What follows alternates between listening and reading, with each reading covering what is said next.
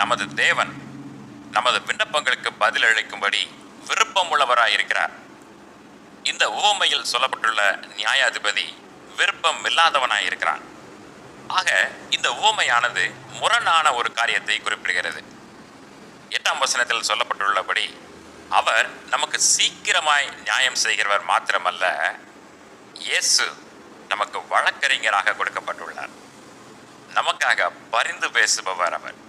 சோர்ந்து போகாமல் எப்பொழுதும் ஜெபம் பண்ண வேண்டும் என்பதை குறித்து அவர்களுக்கு இயேசு ஒரு உவமையை சொன்னார். ஒரு பட்டணத்தில் ஒரு நியாயாதிபதி இருந்தான்.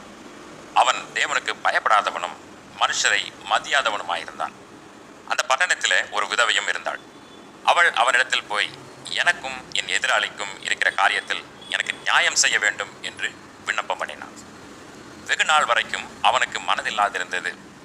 பின்பு அவன், நான் தேவனுக்கு பயப்படாமலும் மனுஷரை மதியாமலும் இருந்தும் இந்த விதவை என்னை எப்பொழுதும் தொந்தரவு செய்கிறபடியினால் இவள் அடிக்கடி வந்து என்னை அலட்டாதபடி இவளுக்கு நியாயம் செய்ய வேண்டும் என்று தனக்குள்ளே சொல்லிக் கொண்டான் என்றார்.